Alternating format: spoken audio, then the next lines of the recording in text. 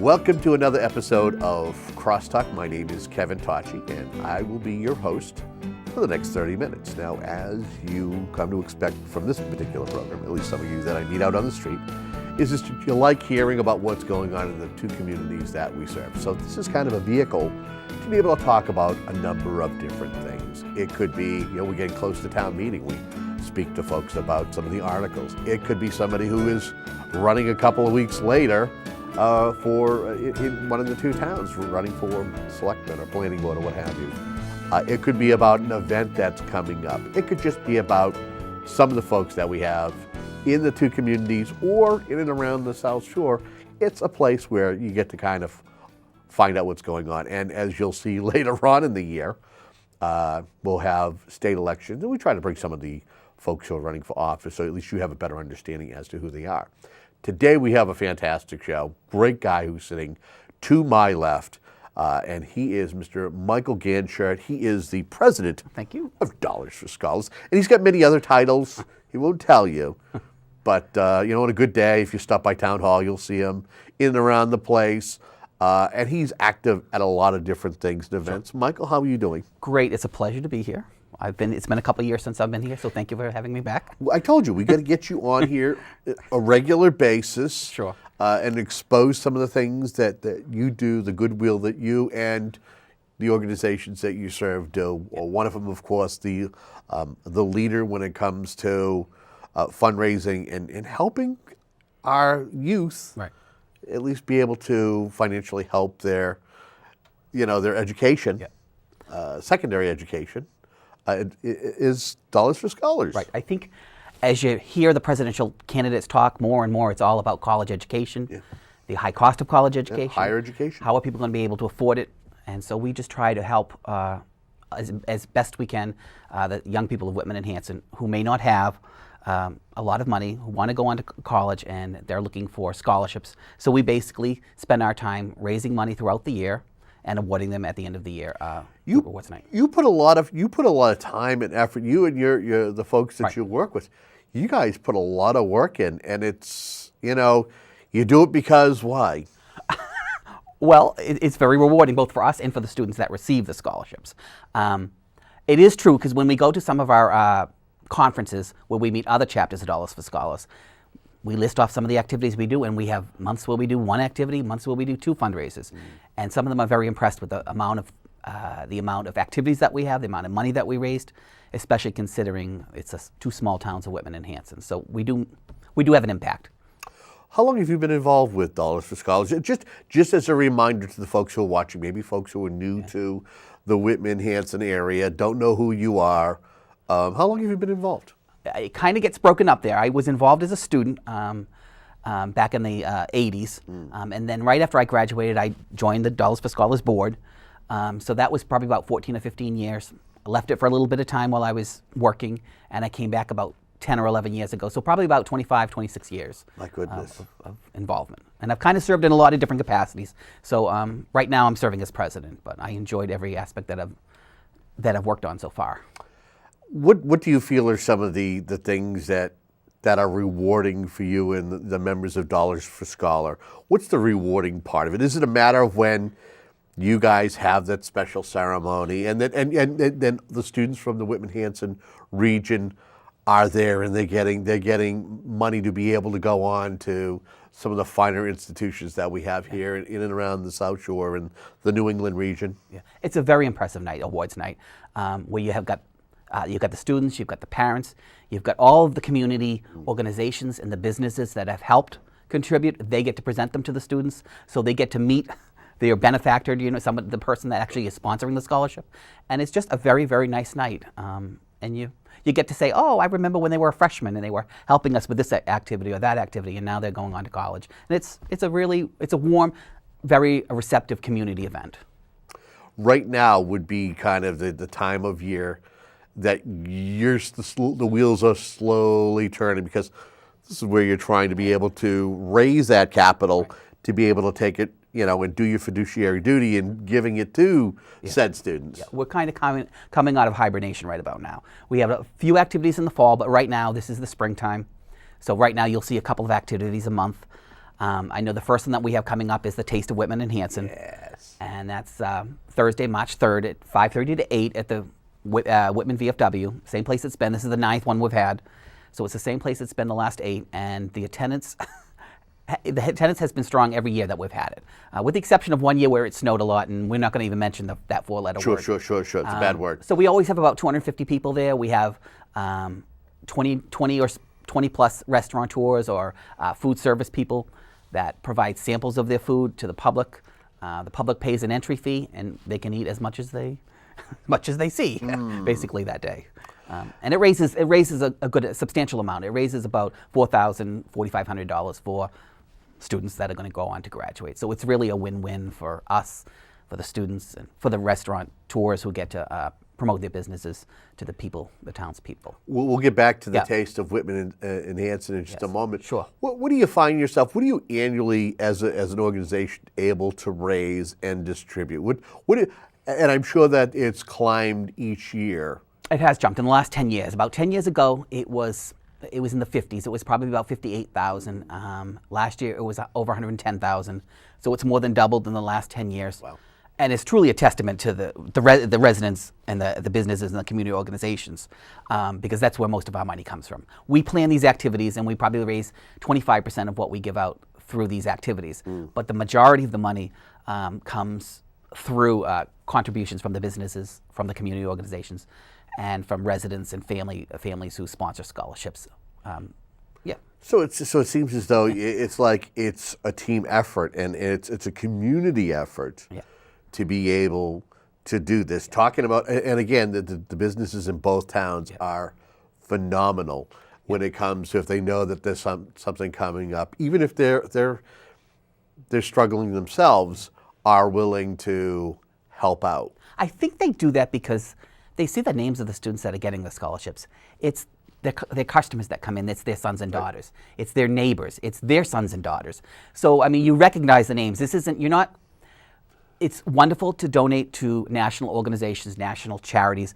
But we never see where it's going. You don't know the names of the recipients. But when it's a Whitman or a Hanson student, and it doesn't have to be a Whitman Hanson student because we serve private schools and also the VOTEC schools. But it's somebody that you know, somebody that you can see down the street. So that comes into your business, that comes into your shop. So it's a very worthwhile donation that they make. And again, you're basically what you guys do. You're investing in the future, and the thought is that you're investing in those young minds, and that hopefully they're going to come back and serve the community in some capacity. And basically, it's just kind of, it's giving back. It's almost like shopping local. A lot of times when you spend your money locally, those business owners are going to redistribute what they've earned amongst the community itself. Absolutely. And some of those same students, like myself, I was a student, received a scholarship, and now I'm on the board, and I give back and I contribute. So it's kind of like comes full circle. Let's talk a little bit about the Taste of Whitman Hanson, and I was shocked when you just said it's the 9th. I'm like, where's the time? Because I think I've been to every single one of them, and I remember that. I can tell I have too. Yeah. and I remember the one particular event where we had inclement weather, but yet there were still people there. 200. How has this event grown? Because we talk about it being the Taste of Whitman and Hanson, but I'm amazed every year that you have more and more businesses from the South Shore, and myself and Carol Brewster, who go and attend and videotape the event for folks for those who weren't fortunate enough to show up. And I'm surprised at the people who I talk to that are there, the restaurateurs, and that you're going to grow a population of folks from outside of the Whitman Hanson area who like attending. Yeah, I think that is actually the biggest difference. I remember the first year or two, you kind of had to convince people, because it's hard to go into a business and say, do you want to give away free food? And by the way, you have to pay your employees to serve the food. Yeah. You're always a little hesitant, but they were Whitman and Hanson businesses, and they're like, yes, we'll support Dollars for Scholars. We'll do it because we're raising scholarship money. But now when you go to some of the outside businesses on the perimeter of the town, the Abingtons, the East Bridgewater, the Brockton, said like, oh, that would be good. They can see that it's beneficial to their business if they introduce themselves to the Whitman and Hanson residents. So. And it's funny you mention that, is because a lot of the people that I interview or I talk to, they see it as an opportunity to attend that event. Yeah. They see it as it's serving multiple. It's not a matter of just them walking out with full belly.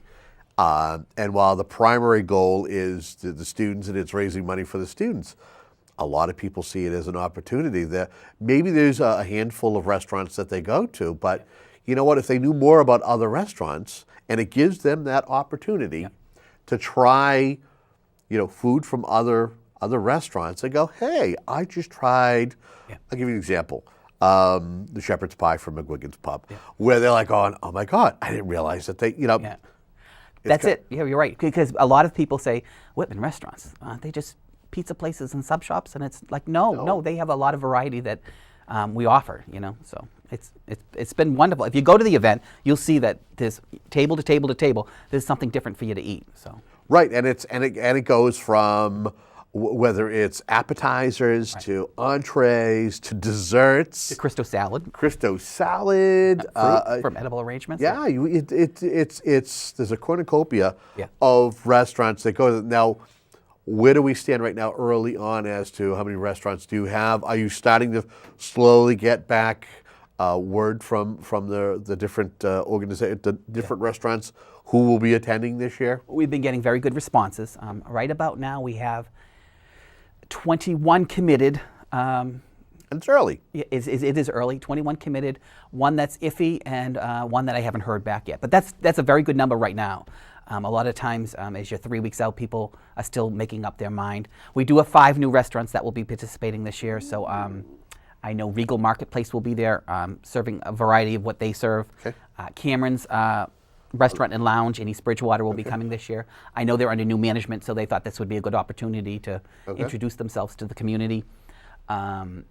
The Hungry Coyote, that is the Mexican place. Oh, right down the street. Out at the end of the street will be there. Yeah. There was a new bakery, Sugar Mama's Confections, that will be there.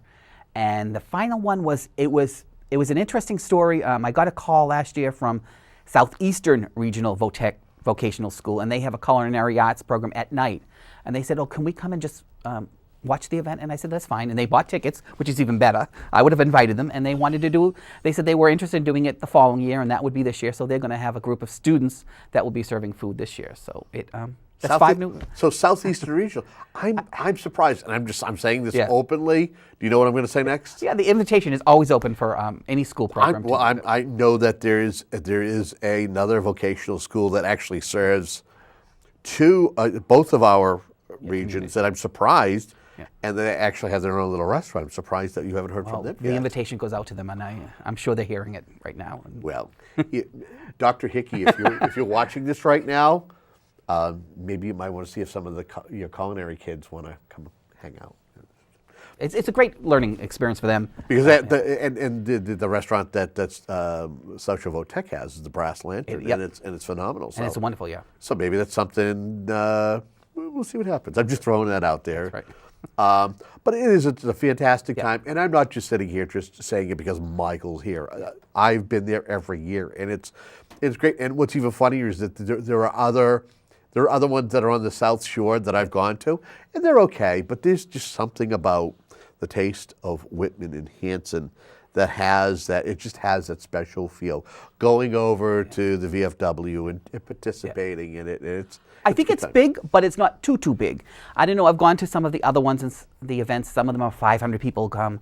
One of them has 700 people that come, and it sometimes can be difficult getting to the front of the line. Yeah, you're almost, you're like trying to walk. You're like going, You At least this one, you can bounce around and try different things, and you have raffles. We have wonderful raffles that are donated to our group. What's some of the things that you've raffled off over the years? We usually do gift cards, and we usually do it from restaurants. So we kind of keep the whole food theme together. But see, that's so smart. Yeah, well, it's a food event, so we thought we'd keep it food. So just to kind of keep the theme going. So after we do the taste of Whitman Hanson, Do we have any other signature events that we want to make sure we mention We that do. you have coming up or that Sure. you're planning and working on? Yeah, right on the tail of the Taste of Whitman and Hanson, to work off those calories, we have the Bowling for Dollars for Scholars, which is at the Hanson AA, which is off of Reed Street in Hanson. We have a lot of students, a lot of parents that go to the event. It's $3 per string. Your shoes are free. The shoe rental is waived on that day, and we have people that have already made pledges for every string that is bowled, so that it's really, I mean, it's a very inexpensive activity. Sure. That is actually March. I'm trying to think. I'm on the top of my head. Not the 12th and 13th of March, from 12 to 6 at the Hanson AA. It's a very family-oriented event. We get a lot of families that come, and they have. If you have youngsters, they have the little bumper alleys for them. So it's Now, I have to ask. So, is this 10-pin or candlepin? This is candlepin. This is the small balls, right? Okay, yes. Yeah, I mean, this is a duck because nobody does that. Nobody up in this area does that anymore. No. Yeah. Which is kind of the awkward ball and the awkward Yeah. pins. Yeah. But the candlepin is so much fun. Yeah, it is. Yes, it really is. I mean, I haven't done it in a while. Actually, you can go over to Hanover. Yes, Hanover. and you can pay an arm and a leg over there, or you can come to It Little had Town the of pretty Hanson. lights. Yes. Hanson, it's worth it, and knowing that again, it is going to a good cause. Again, Dollars mid-March, Yep. mid-March something. And while we have a moment here, give out the website. Oh. So folks happen to be watching right now, if they want to kind of be going online. What is the website? It's www.whitmanandhanson.dollarsforscholars.org. So it's Whitman and Hanson. Yes. And so you spell out the and. We spell it. We have to make that distinction because we serve South Shore Votech students. We serve Cardinal Spellman, Archbishop William, anybody from Whitman and Hanson. If we did Whitman, some combination of Whitman Hanson, it would suggest that we only serve Whitman and Hanson students, Whitman and Hanson students, and we want to make it Plain. clear that we serve. Plain all is the nose on our faces. Exactly. Yes.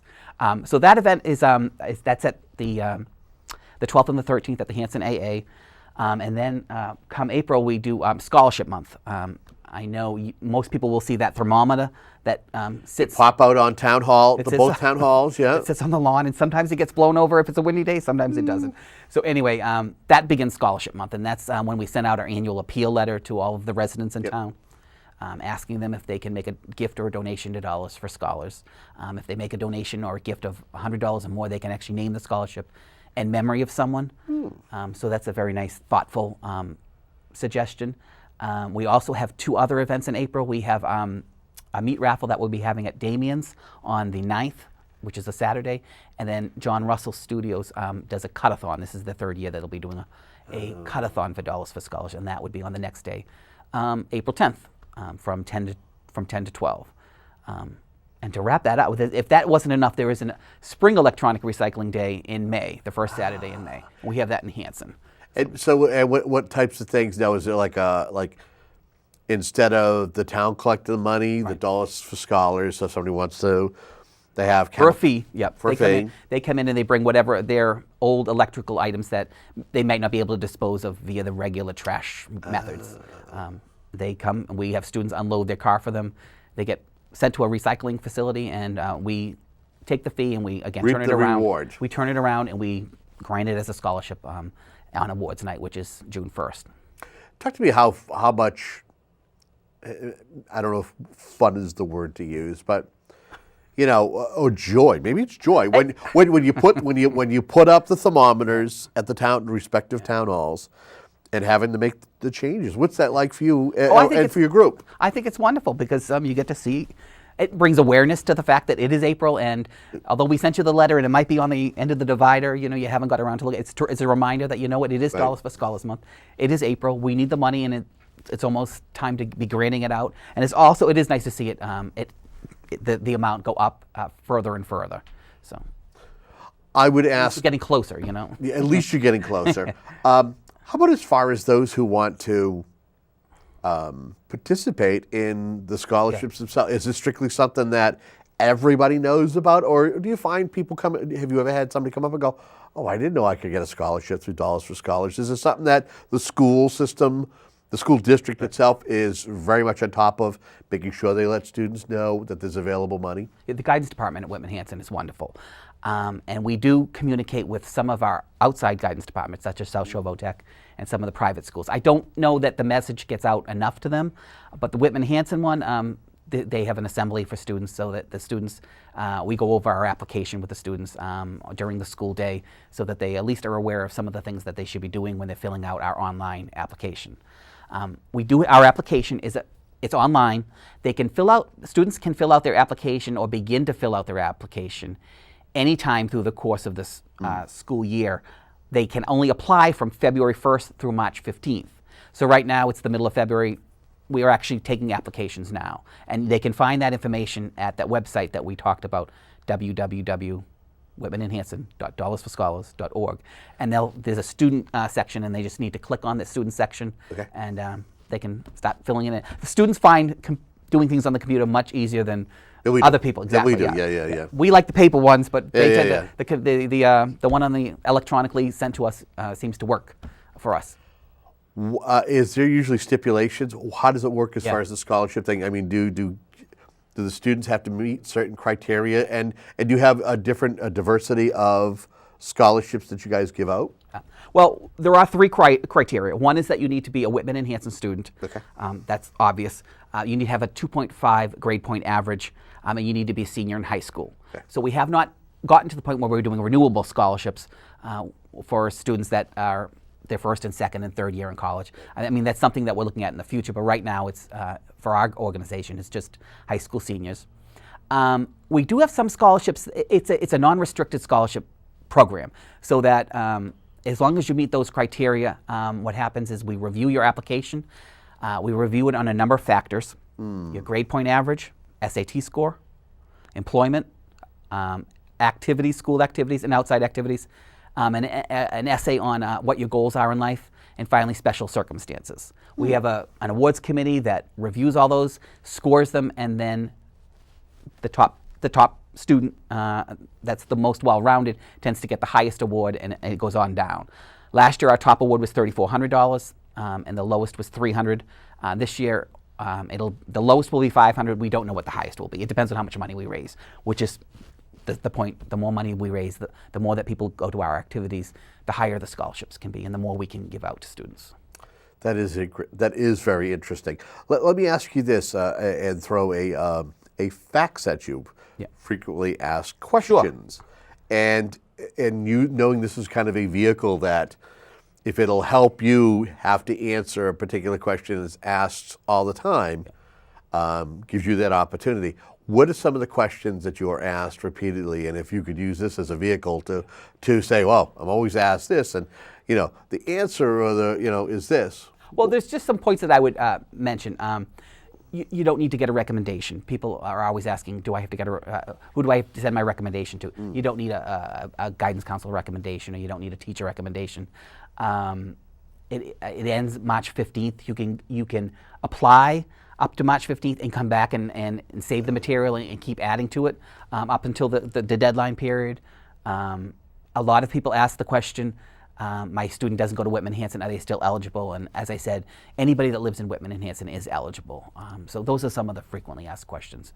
The one thing I would point out too is, because the application is available year-round, you may have filled in the application and think you've completed the application.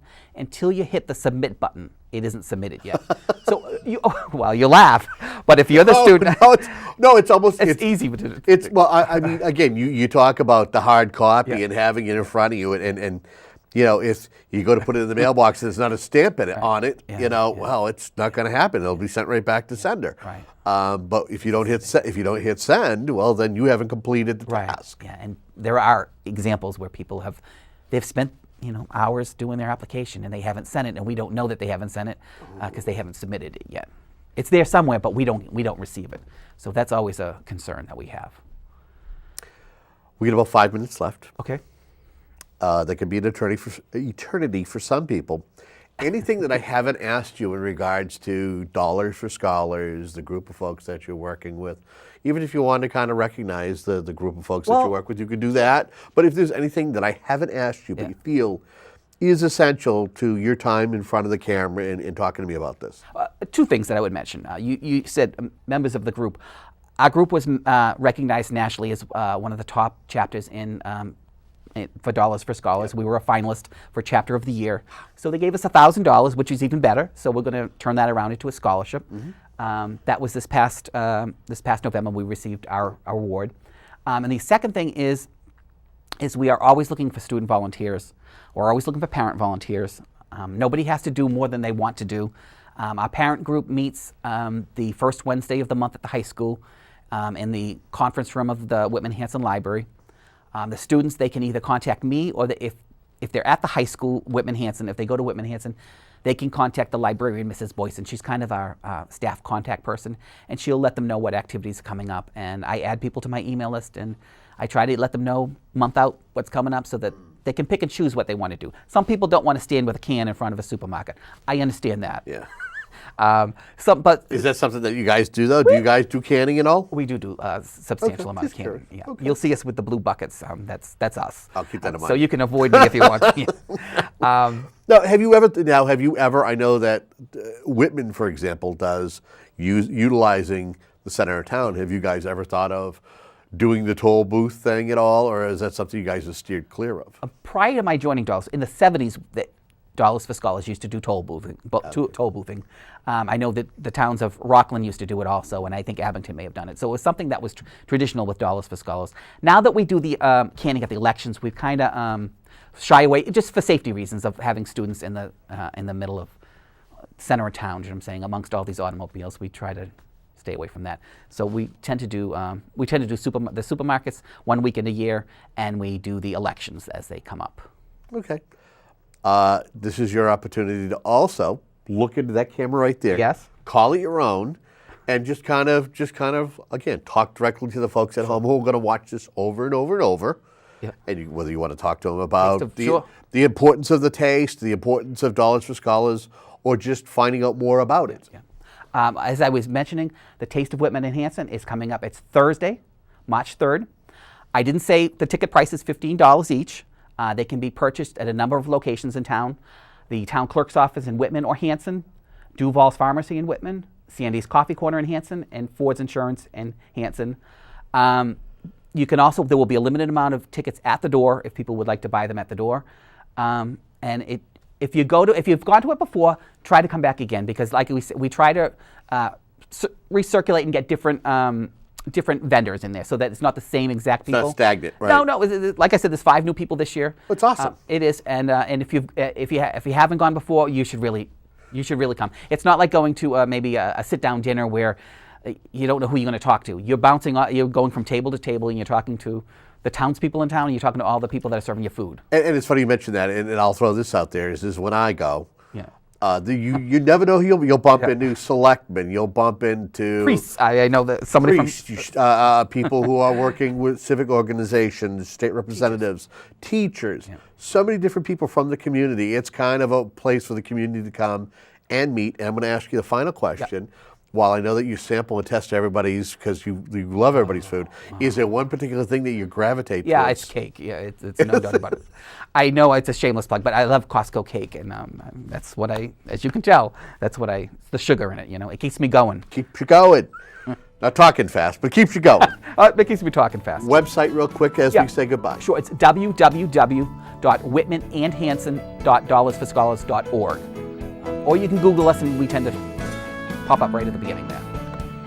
Folks, you can't go wrong with this organization, Dollars for Scholars. And Michael, we want to thank you so much for coming in. Thank you. It's my pleasure. And talking about something that is a passion of yours and that is of your group as well. I'll bring a can next time with me so you can see the can. Yeah, we'll do that. And until next time, have a great day.